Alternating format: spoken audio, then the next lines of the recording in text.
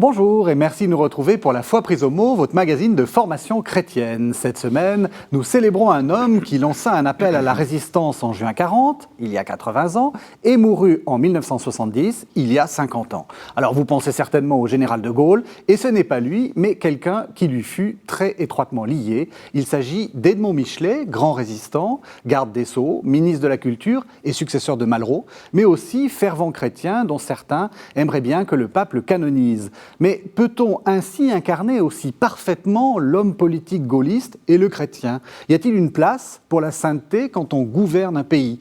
Telles sont les questions que pose son itinéraire et que je vais poser à mes deux invités. Monseigneur Jacques Perrier, bonsoir. Bonsoir. Vous êtes ancien évêque de Tarbes et Lourdes et vous êtes le biographe de Michelet. Vous avez fait paraître un épais volume, Edmond Michelet, la hantise des autres. Je montrerai ça après aux éditions Salvator. Et puis Olivier Dard, bonsoir. Bonsoir. Vous êtes professeur d'histoire contemporaine à la Sorbonne Université. Alors, voilà, j'ai commencé à parler d'Edmond Michelet. Jacques Perrier, est-ce que vous diriez que c'est quelqu'un d'un peu inconnu par rapport à la figure du général de Gaulle ? Et pourtant, il lui est très, très proche, très lié. Oui, je crois qu'il faut être honnête, il est très peu connu. Moi, j'ai fait quelques sondages, y compris dans des milieux de gens qui auraient pu le connaître tout de même. Éventuellement, de temps en temps, on vous sort le nom de Jules Michelet, mais d'Edmond jamais. Il faut être honnête. Quitte à faire de la peine aux gens qui le connaissent bien, qui l'aiment beaucoup. Alors évidemment, quand on aime bien quelqu'un, on voudrait qu'il soit très connu. Non, la réalité, c'est qu'il est peu connu. D'ailleurs, si je me suis attaché à écrire une biographie, c'était éventuellement pour essayer de le faire un peu mieux connaître. En tout cas, moi, pour le mieux connaître, et je me réjouis d'avoir mené ce travail pendant des années. C'est une personnalité tellement attachante. Alors, personnalité tellement attachante, donc j'ai dit, il paraît contemporain du général de Gaulle, il est un petit peu plus jeune que le général de Gaulle. Disons, il n'est pas tout à fait de 1900, il est de quelques mois avant, mais enfin, pour la clarté de la chronologie, disons qu'il est de 1900. Donc il vit 70 ans, de 1900 à 1970. Et donc qui commence, comme je l'ai dit, à être connu à partir de juin 40, mais on va essayer de revenir un petit peu avant. Dans quelle famille naît Edmond Michelet ? Quel est son ancrage ? Son père tenait une succursale de Félix Potin, avenue de Laumière, dans le 19e arrondissement. C'est là d'ailleurs qu'il est né, il y a une plaque. Bon. Et ensuite, il va aller à Pau. Son père va fonder une autre succursale, Félix Potin. Alors, le père est tout à fait pittoresque. On pourrait faire une émission entière sur le père. Bon, bien. Et sa mère avait été la caissière du magasin en question. Elle était plus cultivée que son père parce qu'elle avait été élevée chez des sœurs. Elle en avait gardé pas mal de souvenirs religieux, mais aussi culturels. Et il a 3 frères. Il n'y a pas de sœur, il a 3 frères. Voilà, donc son milieu d'origine, c'est l'épicerie. Et c'est un fil important de toute son existence parce que lui-même exercera le métier de courtier en épicerie jusqu'à la guerre de 1939-40. Bon. Mais il reprendra son métier plus tard et il restera toujours très attaché à cette profession. Alors on dit toujours politique, et il est un homme politique, et il est catholique, est-ce que c'est quoi ? Mais il faut ajouter un 3e terme, courtier en épicerie.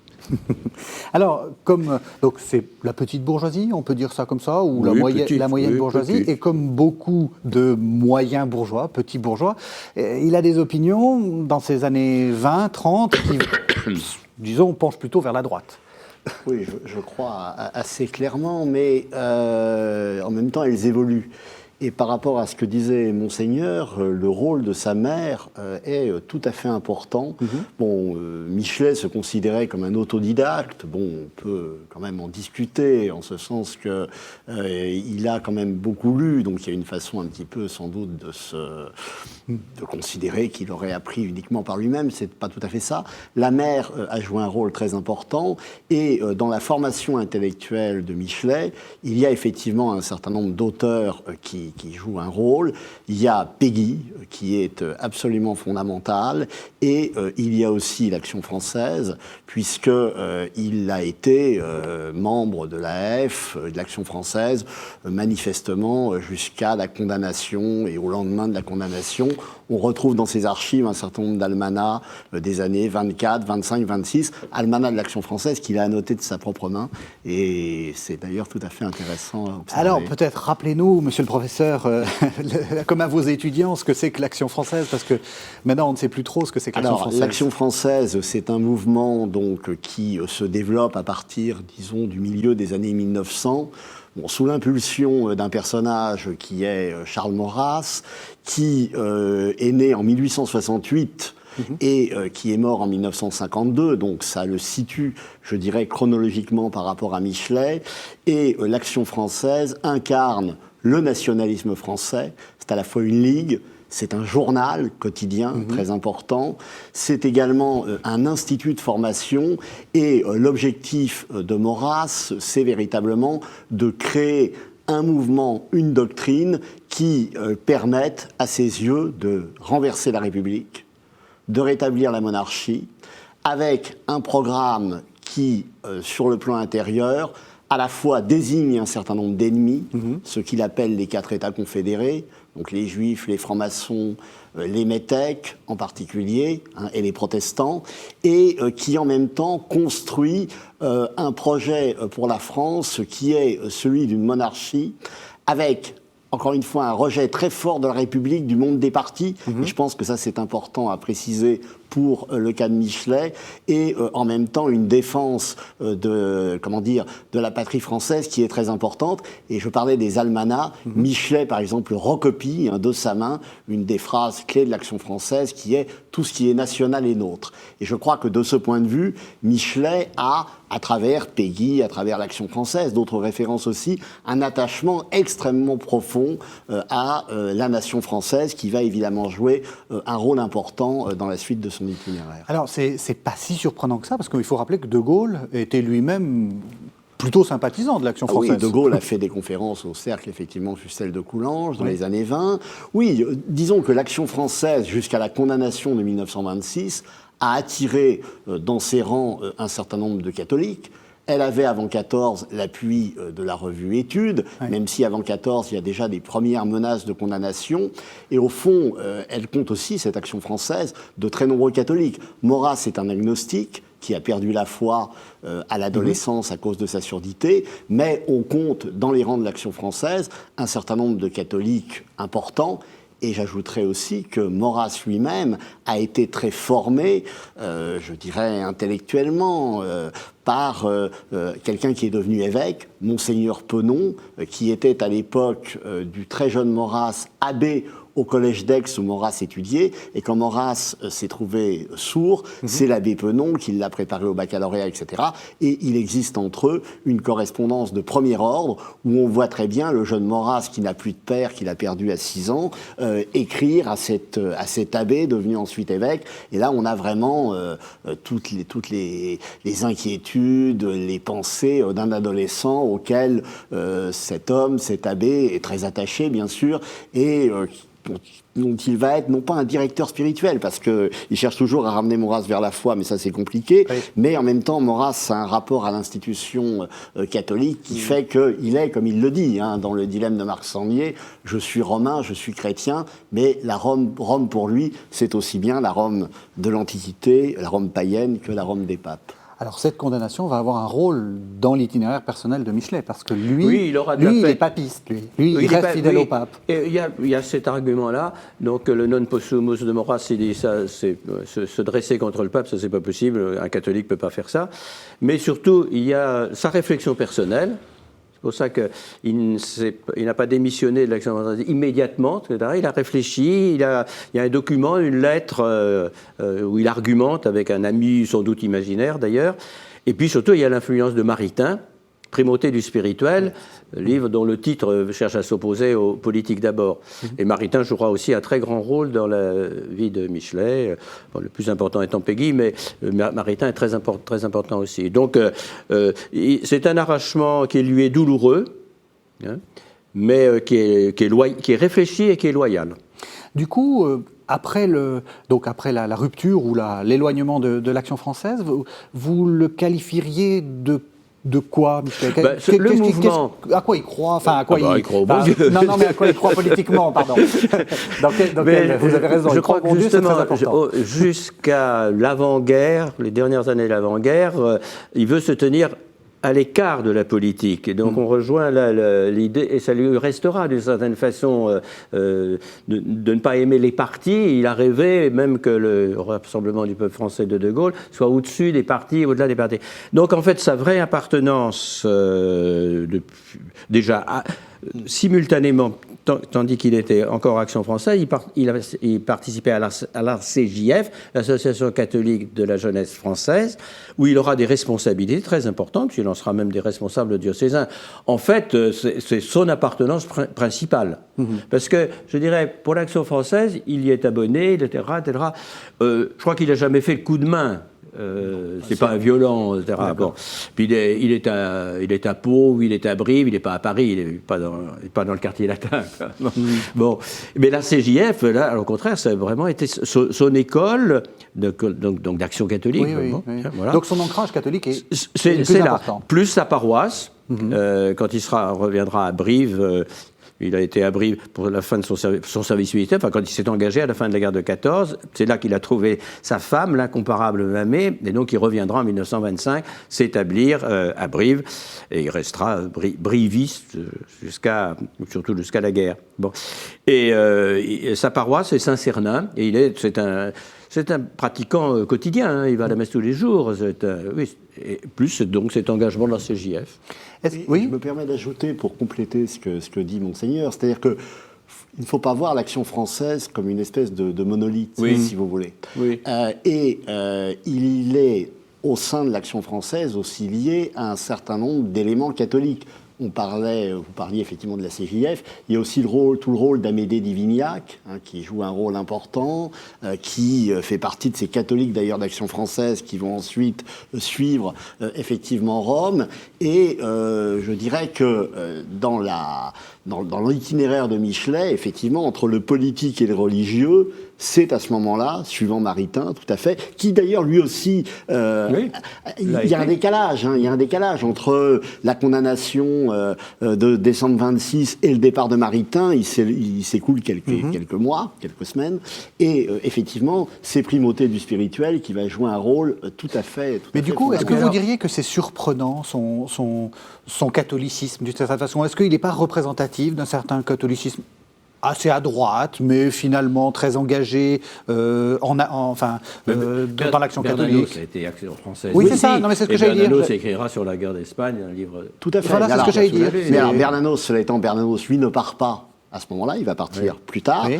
Et d'ailleurs, cela étant, les grands cimetières sous la Lune, mais là, ce serait l'objet d'une autre émission, ne sont pas forcément n'est pas un livre qui correspond à ce qu'aujourd'hui on veut lui faire dire. Oui. Je veux dire par là que Les grands cimetières sous la Lune, c'est un livre tout à fait extraordinaire, mais où au fond, Bernanos règle des comptes, mais ne bascule pas dans la défense de la République espagnole. Je crois qu'il ne faut pas se tromper sur ce qu'est le livre de Bernanos. Oui. Mais revenons à Michelet et à ce que vous disiez. Oui, il a un ancrage catholique tout à fait essentiel, mais qui n'est pas seulement un ancrage, je dirais, de l'ordre de la spiritualité, qui est aussi un ancrage social. Je pense que nous allons parler du rôle des équipes sociales, de Robert Garrick, etc. Voilà. Où là aussi, il y a une question d'engagement qui est importante. Alors, il faut dire aussi que dans les prêtres qu'il fréquente, en particulier, que ce soit à Pau ou que ce soit à Brive, il y a ce qu'il appelle les curés sionistes. Et il dit, nous qui avons été formés par les curés sionistes, il faut savoir aussi que le Sion de Marc Sangnier. Ah oui. Bon.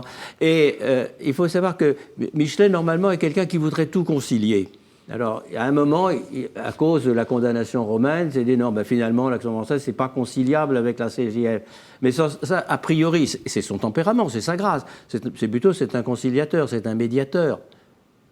Et on parlera peut-être d'un père dominicain qui l'a beaucoup impressionné, qui est le frère Médieux, et qui avait comme devise « ne coupez pas les ponts, ne pas couper les ponts, ne coupez pas les ponts ouais. ». Donc, alors, Michelet est quelqu'un normalement qui voudrait ne pas couper les ponts. Et il les coupe quand c'est vraiment qu'il ne peut pas faire autrement. Et ben alors, justement, en particulier le nazisme, là c'est clair. Alors voilà, c'est parfait, vous me faites une transition. Très bien.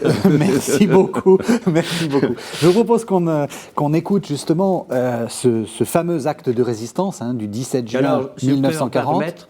De dire qu'il y a discussion sur la date de ce fameux appel. En fait, moi qui ai beaucoup lu, je crois qu'en réalité, c'est plutôt le 19. Mais ce qui est, moi qui voulais en faire un précurseur de Gaulle. Mais oui, mais en fait, ce qu'on veut dire en disant le 17, c'est de dire que c'est antérieur à celui de Gaulle. C'est peut-être pas antérieur, mais c'est totalement indépendant. Voilà, c'est ça. Il connaissait De Gaulle par d'autres choses, etc. Me semble-t-il, c'est plutôt le 19 que le tract a été rédigé. C'est un tract dans lequel on question disputée. Un tract dans lequel on va entendre en fait un texte de Péguy issu de l'Argent qui date de 1913. On écoute un extrait de ce tract. En temps de guerre, celui qui ne se rend pas est mon homme, quel qu'il soit, d'où qu'il vienne et quel que soit son parti. Il ne se rend point. C'est tout ce qu'on lui demande. Et celui qui se rend est mon ennemi, quel qu'il soit, d'où qu'il vienne et quel que soit son parti. Et je le hais d'autant plus que par les jeux des partis politiques, il prétendrait s'apparenter à moi.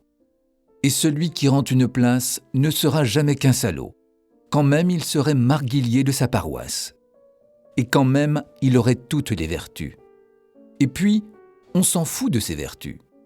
Ce que l'on demande à l'homme de guerre, ce n'est pas des vertus. Et ce que Jeanne d'Arc demandait à ses hommes, ce n'était pas des vertus, c'était une vie chrétienne. Et c'est infiniment autre chose. La morale a été inventée par les malingres, et la vie chrétienne a été inventée par Jésus-Christ.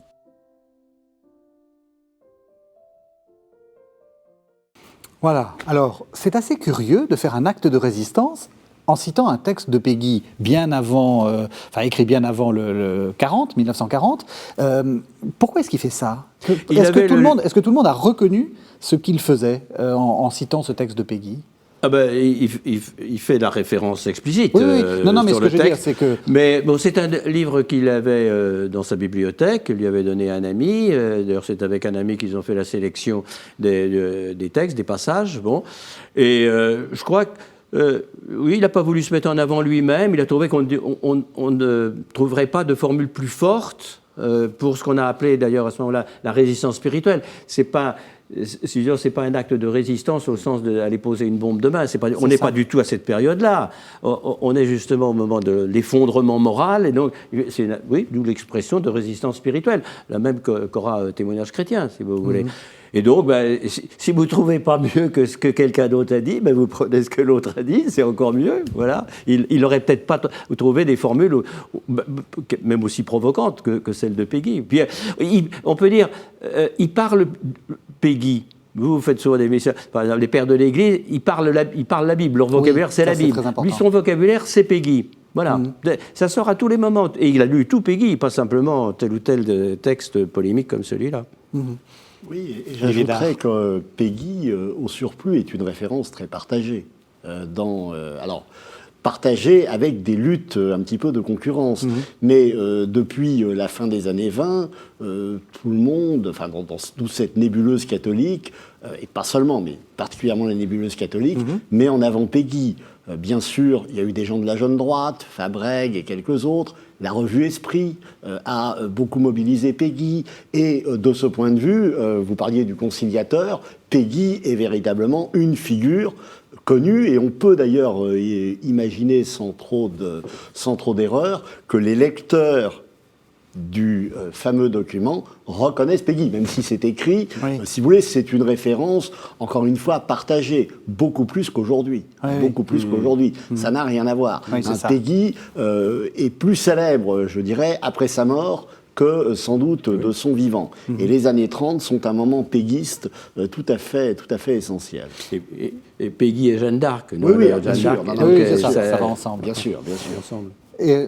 Et du coup, alors qu'est-ce qu'il fait ? Il fait ce tract, et puis après il fait ce tract et il est contacté par les mouvements de résistance, le mouvement combat. Et donc, il va devenir finalement le responsable d'une des 5 régions de ce mouvement, qui est une des composantes de la résistance. Ce professeur est plus calé que moi là-dessus, mais quand même qui était un des mouvements importants, le mouvement combat de Freinet. Et il est responsable d'une des 5 régions qui couvrent tout le Limousin, mais aussi la Dordogne, etc., les zones non occupées des départements limitrophes, donc une grande région.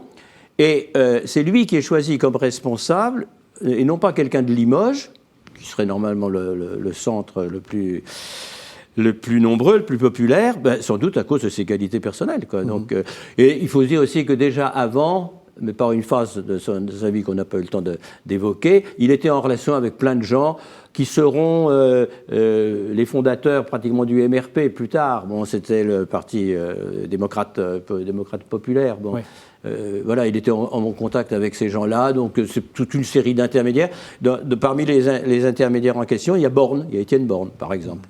Il connaissait déjà plein de gens avant la guerre. C'est ça. Plein de gens qu'il avait fait venir pour des conférences à Brie, justement pour, dans les 2 dernières années, dans le cercle du Guet, pour lutter contre l'idéologie totalitaire. Et le racisme, et l'État totalitaire. Alors, on a souvent l'impression que la résistance, c'est très monolithique, hein, avec cette figure tutélaire qui est la figure de Jean Moulin, qui aurait tout coordonné. En fait, la résistance française, c'est une nébuleuse. C'est une nébuleuse. Et d'ailleurs, dans le cas de Jean Moulin, justement, toutes les oppositions avec Freinet sont bien connues. Mais cela étant, Freinet, combat, c'est effectivement un mouvement emblématique, absolument essentiel, où on comprend assez bien la place de Michelet dans cet univers-là, qui lui correspond assez bien. Freinet, officier, Freinet qui d'ailleurs, entre 40 et 41, essaye de garder des contacts à Vichy pour voir ce que l'on peut faire ou ce qu'on ne peut pas faire, avant ensuite, évidemment, alors là, de basculer définitivement et de considérer qu'il n'y a plus de compromis possible. Mais Freinet joue cette partition, Michelet, d'un certain point de vue aussi, avec toute la question, par exemple, du secours national, qui est importante, où il s'agit de mettre en avant un certain nombre d'activités sociales, etc., et d'utiliser d'ailleurs ce que permet les institutions du régime pour justement mener et développer cette résistance. N'oublions pas quand même que la France s'est à ce moment-là partagée en zones. J'ai l'impression, moi, comme ça, sans être spécialiste, que Combat, c'est un mouvement peut-être moins violent que les partisans, que les autres. Est-ce que c'est vrai ? Ça viendra après. Ça viendra après, mais cela étant, c'est pas... Un combat, enfin je veux dire, pour moi, c'est plus secrète. C'est plus intellectuel, c'est plus... Est-ce que vous êtes d'accord avec ça ? Non, je suis d'accord avec Monseigneur, il y a la S, etc. Oui. Mais c'est un mouvement, si vous voulez, qui n'a rien à voir évidemment avec la résistance communiste, pas grand-chose avec les socialistes, qui est effectivement un mouvement où on voit assez bien arriver dans cette nébuleuse, alors avec aussi le poids des contingences dans la résistance, parce qu'on résiste parfois avec les gens que l'on trouve pas trop loin. C'est bon, mais il n'en demeure pas moins qu'on est dans une résistance non communiste, avec une matrice catholique quand même qui est importante, et on voit très bien le lien qu'il va y avoir entre ces équipes sociales, de Garrick, la résistance avec Combat, et ensuite le MRP. C'est assez cohérent. Et puis il faut voir que c'est un des premiers mouvements qui sont apparus, oui, absolument. Ça, bien avant les FTP. Quand le Combat commence à exister, à ce moment-là, il y a toujours le pacte germano-soviétique. Absolument. Oui, donc les communistes... là, de ce côté-là, ils ont une véritable primauté. Et en 40, on n'en est pas à l'action armée. On serait plutôt d'abord la résistance spirituelle et le renseignement. Mais on n'en est pas à l'action armée à ce moment-là. Et alors du coup, qu'est-ce qu'il va faire pendant toutes ces années de résistance ? Il va coordonner... Justement, il va coordonner les différents éléments, parce qu'il y avait plusieurs branches, dont l'action sociale. Il va recevoir énormément de résistants. D'ailleurs, sur sa maison, à Brive, il y a une plaque de tous les grands résistants, Betty Albrecht en particulier, qui sont venus à Brive et qui ont été mis à mort par les Allemands, etc. Donc c'est vraiment une figure. De ce côté-là, il n'y a pas de contestation. Après, on peut contester d'autres aspects de la vie politique du milieu, mais là-dessus, il n'y a pas de contestation possible. Et d'ailleurs, il fait un lien. Quand les FTP commenceront à exister en Limousin, il fait le lien avec eux. Et alors tout ça dure 3 ans, jusqu'à février 1943. Il s'abritait derrière le fait qu'il était père de famille de 7 enfants, qui est courtier en épicerie et qui s'occupe de l'ordre du Secours national pour aider les veuves, etc. Insoupçonnable. Et d'autant plus qu'il répand partout qu'il est gaulliste, que les Allemands s'est foutus, etc. Donc on dit qu'un vrai résistant ne commettrait pas de pareilles imprudences. Il pensait être garanti à la fois par son statut social et par ses imprudences. Ben oui, mais au bout d'un moment, ça marche un temps, mais finalement, il est coincé par la Gestapo. Mais la Gestapo n'arrivera jamais à lui faire avouer ou à prouver qu'il était chef de réseau pour la région 5. Et c'est ce qui fait qu'il n'a pas été fusillé. Et peut-être plus tard, les voies auraient été encore plus expéditives, il aurait été fusillé, quoi qu'il en soit. Mais en 1943, on lui fait un vrai procès, pas un procès, mais enfin, il y a une instruction, et les Allemands n'arrivent pas à prouver. Il ne parle pas. Il ne parle pas. Il passe 6 mois à Fresnes, où il connaît l'abbé Stock, autre figure absolument remarquable. Bon. Et après, il sera déporté à Dachau, qui n'est pas un camp d'extermination, qui est un camp où il y a tant et tant de morts, mais qui est un camp de travail. Il n'est pas envoyé dans un camp d'extermination. Alors, il en mourra beaucoup, soit par la brutalité des SS, etc., soit par le typhus. C'est surtout le typhus qui tuera le plus de monde. Mais c'est comme ça que finalement, il est revenu en 1945. Est-ce que ça compte dans son itinéraire spirituel? Ah oui. On peut plaider les deux. Moi, je plaiderais presque plus la continuité de la personnalité, etc. Mais c'est sûr que c'est à la fois un aboutissement et un point de départ. Et je crois surtout que Dachau va lui faire sauter le pas de la politique engagée, la politique partisane. Je disais déjà à un autre moment d'émission, dans les dernières années déjà, il dit la guerre d'Éthiopie, par exemple, la guerre colonisatrice de l'Italie, de Mussolini, pose la question politique. On ne peut pas rester complètement neutre politiquement au-dessus des partis. Donc il y a eu l'Éthiopie, il y a eu évidemment la guerre d'Espagne, il y a aussi quand même l'histoire du Front populaire, donc comment on prend parti, etc. Et puis on n'était pas sans savoir ce qui se passait en Union soviétique. On se voilait un peu la face, parce que la priorité c'était contre le fascisme et l'année, enfin on le savait ça aussi.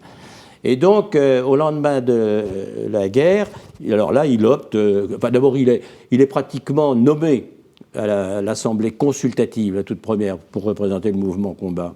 Il est pratiquement nommé. Et ensuite, il va être élu, parce qu'il y a eu beaucoup d'élections successives pour les différentes assemblées constituantes. Alors, donc, voilà. Il entre en politique technique. Voilà, alors un peu de contexte encore, monsieur le professeur. La politique française dans les années 45, c'est très compliqué. Oui, enfin, c'est compliqué. Bon, d'abord, elle est dominée par la question de l'épuration, qui est absolument fondamentale. Deuxième élément, par l'avenir politique et constitutionnel du pays. Bon, Vichy est balayé. Oui. Mais c'était 44. La continuité de l'État, malheureusement. Alors, mais il faut, donc, c'est toute l'action de Gaulle, créer un gouvernement provisoire et puis ensuite l'institutionnaliser. Et donc, c'est toute une perspective, mais avec cette idée quand même de savoir, dans le cadre de ces institutions républicaines rétablies, si on devait garder la troisième, créer une quatrième république, d'où effectivement, Monseigneur le rappelait, des élections successives à des assemblées constituantes et la difficulté qu'il va y avoir sous la quatrième république à s'entendre par référendum sur une constitution. Il a fallu 2 référendums pour arriver à une constitution de 1946 qui, rappelons-le, a été approuvée par une majorité de Français, mais une majorité très courte. C'était la fameuse formule du général de Gaulle, sur les 3 tiers, entre les abstentionnistes, un gros tiers qui l'avait approuvé et un tiers qui n'en avait pas voulu. Bon, en réalité, on est sur des chiffres, si vous voulez, en 1946, qui n'ont rien à voir avec le score obtenu en 1958 par la Constitution de la Ve République. Oui, c'est ça. Alors, cette Constitution de la 4e, elle est très importante parce que, et c'est le 3e point, elle se met en place dans un contexte qu'on appelle le tripartisme, où sont d'accord pour gouverner 3 partis, les communistes, les socialistes, le MRP, donc les démocrates chrétiens pour faire simple, dont fait partie Michelet, qui est élu à ce moment-là MRP, mais au départ, cette constitution, ce tripartisme, il est dominé par la figure du général de Gaulle. Mais le départ de Gaulle, évidemment, va compliquer les choses. Et en 1947, le départ des communistes du gouvernement va compliquer les choses. Et ce qui va être un choix décisif pour Michelet, c'est, en 1947, la création du Rassemblement du peuple français. Le général de Gaulle, qui avait quitté le pouvoir en 1946, au début de l'année 1946, qui avait prononcé son très célèbre discours de Bayeux contre la Constitution de la 4e, au moment de l'anniversaire donc du débarquement, va évidemment proposer ce qui va être les jalons de la future 5e République. Et lorsqu'il crée son parti en 1947, Michelet est très tiraillé entre une double appartenance, le MRP d'un côté, le souci quand même de retrouver le général de Gaulle et le RPF. Et ça, c'est une autre histoire, j'allais dire, mais je pense qu'on va l'évoquer. Et donc il choisit le MRP. Non, il est exclu du MRP parce qu'il a pensé. Oui, mais c'est une blague. Oui, il a pensé qu'on pouvait appartenir au rassemblement tout en appartenant à des partis différents. Oui, Non, ça- mais C'était un une peu illusion. naïf, non Bon, C'était c'est un une peu illusion. naïf, vous trouvez Et pas donc, c'est le MRP qui le vire. Oui. Et il le ressent très, très douloureusement. Parce qu'en fait, ses amis intellectuels, spirituels, etc., ils resteront beaucoup plus les gens du MRP, dont en particulier Étienne Borne, à mon avis, qui est très importante dans la biographie de Michelet, beaucoup plus intellectuellement, il est beaucoup plus proche d'eux que des repeufeux, comme il dit, les repeufeux de base. Il n'en dit pas grand bien. Mais De Gaulle est au-dessus de tout cela. Alors, et l'attachement à De Gaulle, c'est tout un sujet. Il est préalable à la guerre, bien qu'il ne le connaisse pas, mais il lisait les mêmes revues, il avait ses bouquins, etc. Bon. Et puis, je crois, à Dachau, il a vu combien la France avait été humiliée et était méprisée par tout le monde, d'une part, et combien il fallait quand même être reconnaissant aux Américains de nous avoir libérés, mais qu'il fallait faire attention à leur prise de pouvoir. Donc, tout ça convenait. Voilà. Après, il est plus gaullien que gaulliste, si vous voulez. Mais là, il y a une phrase qui revient souvent, c'est écoutez, trouvez-moi quelqu'un qui ait plus de stature, plus de. Voilà. Et on rejoint quand même aussi ce qu'on disait, ce que vous disiez, M. le Président, au début de l'émission, le thème de la nation. La nation française ne peut pas périr. France et chrétienté ne peuvent pas périr. Et il dit c'est De Gaulle qui peut la tenir. Ça pose quand même la question que je posais au début, et le MRP en est peut-être le douloureux exemple. Est-ce qu'on peut être chrétien en politique en France ? Alors, oui, je pense qu'on peut être chrétien en politique en France, sauf qu'il y a une autre question. Est-ce qu'il peut y avoir en France, est-ce qu'il y a eu un avenir pour un parti d'inspiration démocrate chrétienne ? La réalité est non. Ouais. Mais j'ai envie de dire, depuis le sillon, alors il y a eu des figures de la démocratie chrétienne, l'abbé Lemire, etc. Oui. Mais toute l'ambiguïté du MRP à la Libération, c'est qu'en réalité, les droites sont par terre, qu'il y a le Parti républicain de la liberté, dont on ne parle pas assez, mais qui est un parti de droite important, mais qui n'arrive pas à être le 4e parti, comme ils veulent l'être. Et finalement, beaucoup d'électeurs gaullistes vont voter MRP parce que c'est le parti réputé le plus proche ou le moins éloigné du général de Gaulle. Mais quand une nouvelle offre survient, le RPF, elle va très largement emporter ses électeurs. Et on le voit dès les municipales de l'automne 1947. Alors j'ajouterais quand même par rapport à la situation de Michelet au MRP, effectivement il est mis à l'écart, mais d'autant plus qu'en réalité il n'est pas tout seul, ou plus exactement, il est presque un peu le leader, si vous voulez, d'une sensibilité, je n'ose dire d'une tendance, qui souhaiterait un rapprochement beaucoup plus fort entre MRP et gaullistes. Et on trouve derrière lui, par exemple, un personnage sur lequel une thèse importante vient d'être menée par Hélène Boivin, qui est le personnage de Louis Ternoir, qui est dans l'ombre, si je puis dire, de Michelet, et qui va faire le même chemin que lui, même si Ternoir va occuper dans le parti des responsabilités qui ne sont pas celles de Michelet. Parce que le problème de Michelet, c'est que c'est un homme politique avec tout ce que ça implique, de compromis, etc. Mais ce n'est pas un homme d'appareil, véritablement. Et de ce point de vue, par rapport à un parti politique, il est beaucoup moins à l'aise que d'autres dans ce type d'institution. Et je vous suis tout à fait par rapport aux liens qu'il pouvait avoir avec les gens, effectivement, du RPF et du MRP. Faut voir qui sont les grands leaders du RPF à l'époque. C'est Soustelle, etc. Ce n'est pas le monde. de Jacques Soustelle n'est pas le monde, dès ce moment-là, n'est pas le monde d'Edmond Michelet. Eh bien, on va y revenir. Alors, je vous propose qu'on entende un deuxième texte pour rappeler la profonde appartenance religieuse de Michelet. En fait, il avait répondu en 69 à une question du magazine Fête et Saison, qui était le grand magazine des Dominicains. Pour vous, qui est Jésus-Christ? Et je vous propose qu'on écoute. Mais je vous en prie, monseigneur. Je trouve que cette phrase, qui est tout à fait sur la fin de sa vie, elle fait écho à une des premières phrases qu'on connaisse de Michelet.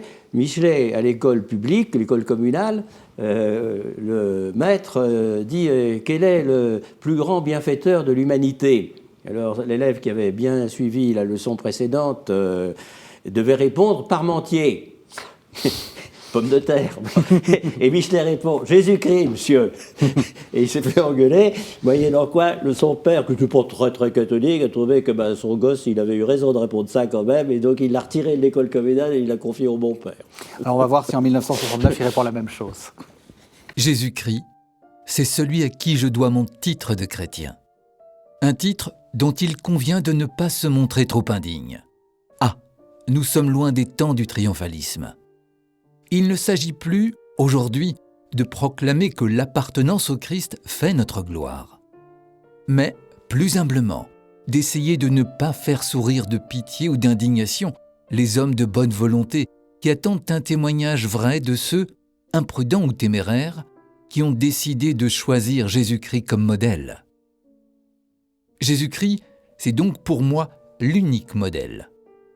Celui à qui on se réfère dans les pires moments de découragement, d'humiliation, de détresse, en se disant que c'est alors qu'on lui ressemble le plus.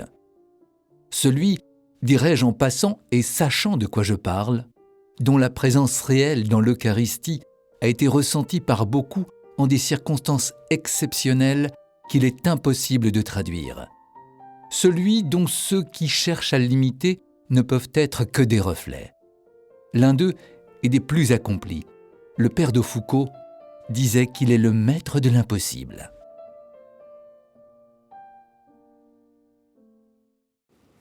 Voilà, donc là, on peut dire que c'est une belle confession de foi. Donc, oui, c'est un chrétien, tout ce qu'il y a de plus convaincu. Alors, je continue un peu... C'est un chrétien et un catholique. Et un catholique, tout ce qu'il y a de plus convaincu. Et donc, je continue un peu à poser ma question sur est-ce qu'on peut être catholique ou chrétien en politique. Il l'est, mais il est à une période qui est quand même un petit peu problématique, qui est les années 50-60, et surtout l'arrivée au pouvoir du général de Gaulle, où là, il prend des options, enfin, il prend même des responsabilités très, très importantes. Est-ce que vous connaissez des périodes de l'histoire où ça soit facile d'être très mêlé aux affaires temporelles et l'engagement évangélique? Vous croyez qu'avec la nôtre, ça soit commode? Certainement pas la nôtre. Mais lui, il y a un problème. Il y a un problème, monseigneur. C'est que, après tout, le gaullisme défend ce qu'on pourrait appeler des valeurs chrétiennes tout autant que les autres. En particulier, l'idée de patrie n'est pas une idée antichrétienne. En plus, il y avait quand même, ça n'a pas été peu développé, il y avait quand même le thème de la participation, qui était théoriquement une arme anti-lutte des classes. Donc ça, il dit ça quand même, c'est quand même catholique. Et puis, le gaullisme a quand même mené pas mal d'actions de décolonisation, c'était quand même aussi tout à fait l'orientation de... Oui. Mais il y en a une qui a plutôt mal tourné, qui était l'Algérie. Oui, mais là c'était différent. C'était pas une colonie, c'était des départements français. C'est un peu différent. Bon, mais donc il dit, on a autant de raisons d'être gaulliste catholique que d'être MRP ou démocrate ou je sais pas quoi. Voilà. Et où il était hargneux, là, vraiment, parce qu'il peut être capable d'être hargneux, en particulier contre les évêques, mes confrères de l'époque. Bon, ils étaient tous MRP, comme ils avaient tous été pétinistes. Bon. Au moins vous êtes clair. C'est clair, oui, bon. Et donc, à une certaine période, ils ont mentionné à un moment, bon, bien. Mais il dit, c'est pas normal, vous ne pouvez pas vous arroger, vous accaparer pour vous seul l'étiquette chrétienne. On peut être chrétien dans d'autres partis. Et il plaidait pour les gaullistes en disant, nous aussi, on défend quand même un certain nombre de valeurs chrétiennes ou évangéliques. Est-ce qu'un historien peut recevoir ce discours-là ? Et surtout, est-ce que, avec le recul, c'est vrai que l'affaire algérienne, nous la trouvons, et peut-être à raison, comme le sommet de ce qu'il ne faut pas faire, le sommet de l'horreur, etc.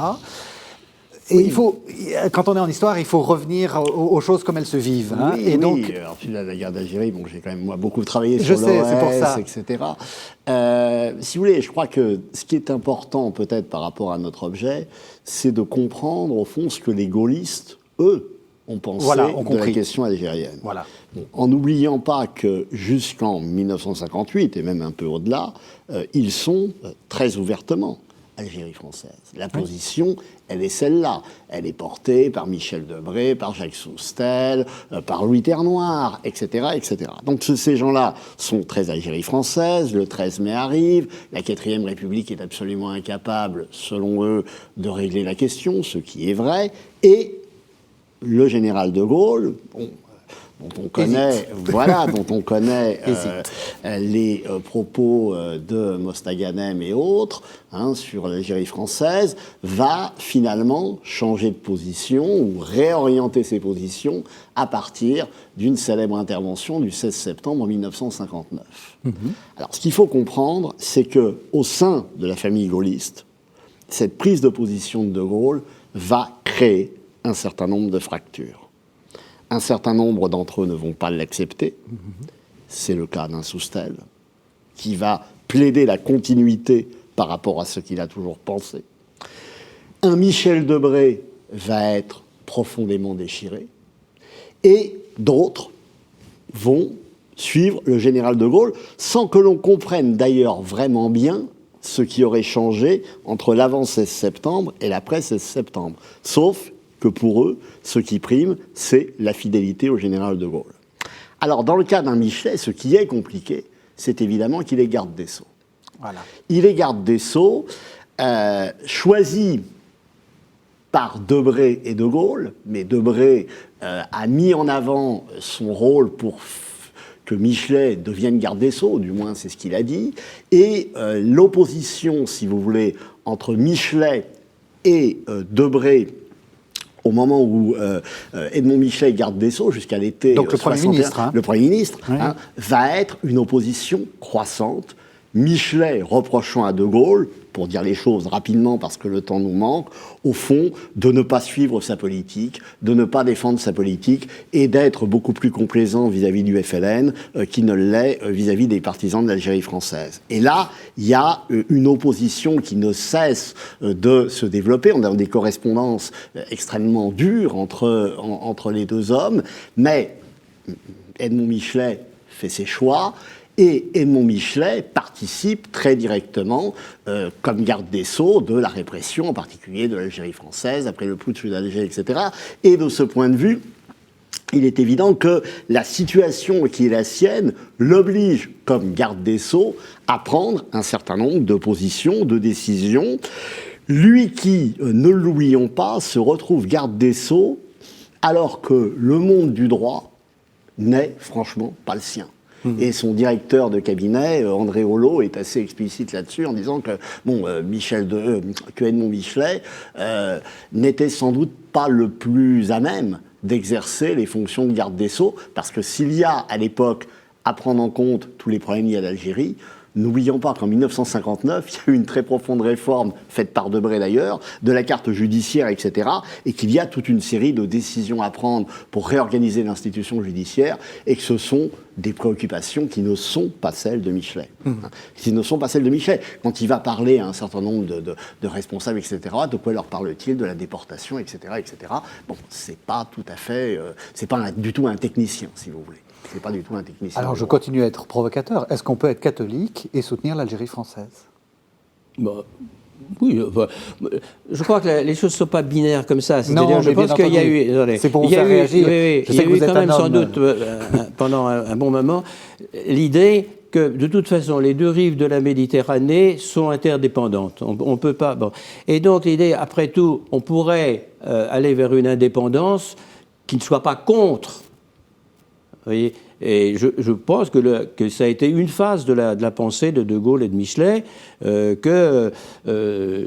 faut dire que Michelet n'avait pas une très grande confiance sur les capacités de développement intellectuel, de civilisation de l'islam. Il faut être clair, c'est dans ses textes, etc. Donc ils pensent qu'ils auraient tout à perdre à se séparer de façon brutale en faisant un fossé infranchissable entre les deux.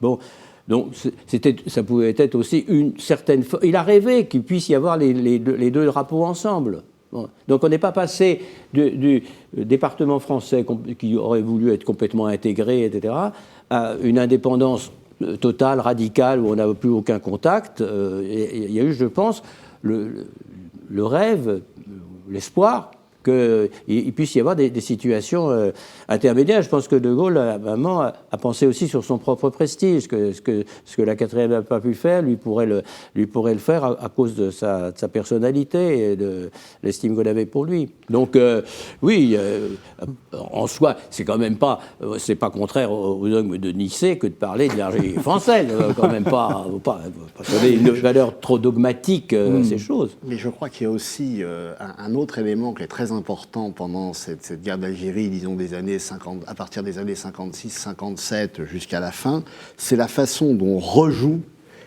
sur fond de problèmes liés à la torture, aux arrestations, aux procès politiques, etc., dont on rejoue la période de la guerre. Oui, résistance, collaboration, torture, Gestapo. Et il est, de ce point de vue, extrêmement intéressant de voir comment les différentes parties, d'ailleurs, vont chercher à mobiliser ou à remobiliser cette thématique. Alors sur le mode, d'un côté, l'armée française est réputée pratiquer la torture et donc se comporter comme c'était comporté en leur temps, etc., etc. Et d'anciens partisans, et des partisans d'ailleurs de l'Algérie française qui vont dire « mais nous sommes des résistants, des anciens résistants, on ne peut absolument pas nous faire ce procès-là, etc., etc. » Et je pense qu'un Michelet,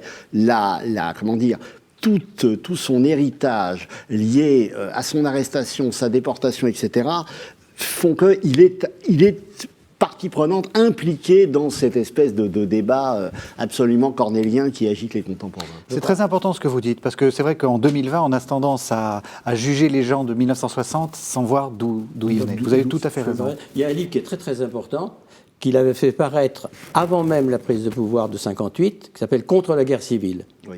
Et qui est un livre extrêmement éclairant de sa position. Enfin, je trouve que le débat est trop compliqué pour qu'on puisse le résoudre en 3 minutes. Alors ici il nous reste quelques minutes. Et j'aimerais en faire un autre sur l'Algérie, précisément. Mais vous connaissez ce livre, il est très intéressant. Tout à fait. On arrive à la toute fin de l'émission. J'aimerais, parce que vous écrivez aussi des pages sur Michelet et le Concile, le catholicisme de Michelet. Est-ce qu'il est compatible avec pour les compatibilités.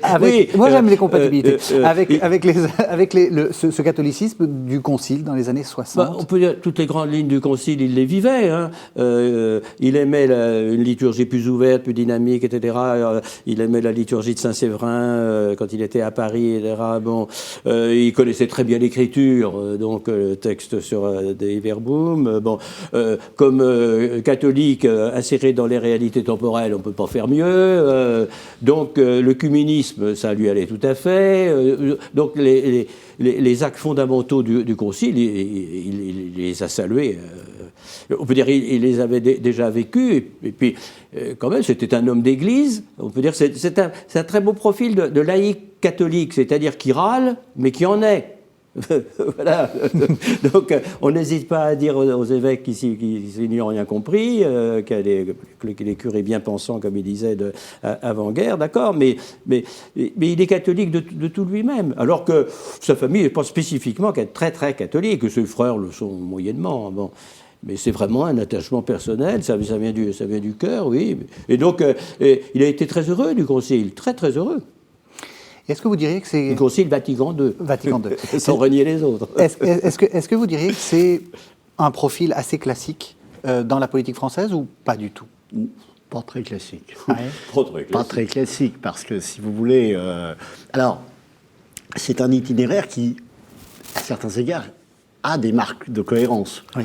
Je dirais juste que dans les années 60, par exemple, une de ses grandes préoccupations, c'est tous ces liens avec le comte de Paris, la rencontre entre De Gaulle et le comte de Paris, Pierre Bouton, un ancien de l'Action française, pour réfléchir à une possibilité qui verrait le comte de Paris succéder à De Gaulle, etc. Donc, on peut voir certains éléments de continuité chez lui, sur ce domaine-là, comme sur d'autres. En revanche, il a un rapport à la politique qui est un peu particulier, en ce sens que c'est un professionnel de la politique, bien sûr, Est-ce un homme d'État ? Problématique parce que il n'est pas forcément fait pour cela, et en particulier pour être ministre. Et je pense que c'est aussi pour ça qu'il n'a pas été président du Conseil constitutionnel, etc., etc. Et troisième élément important, c'est que c'est quelqu'un finalement dont la présence est jugée incontestable, on le disait tout à l'heure, pour être candidat, pour être le membre du MRP de combat, à l'Assemblée consultative provisoire, pour être candidat, etc. Il n'a pas fait d'effort particulier pour ça. Et en même temps, c'est quelqu'un qui déteste du début à la fin les partis politiques. C'est vrai, c'est un gaulliste marginal, un peu comme Malraux. Ils se ressemblent. D'ailleurs, Malraux avait une estime considérable pour Michelet, et c'était réciproque. Et ces deux personnages... alors, Michelet était fasciné par la culture de Malraux, et Malraux était fasciné parce qu'il voyait en Michelet... Alors, Malraux, c'est pas le pape, donc il ne pouvait pas le canoniser, mais pour lui, c'était un saint, c'était le chrétien authentique. Et justement, il faisait ce qu'il pouvait dans les responsabilités qu'il avait, mais ce n'était pas un homme de compromis. Eh bien, merci beaucoup. Pour en savoir plus, votre livre, Monseigneur Jacques Perrier, aux éditions Salvator, Edmond Michelet, La hantise des autres, un très beau texte. Et puis... vous permettez qu'on montre pas uniquement vos livres, Monseigneur.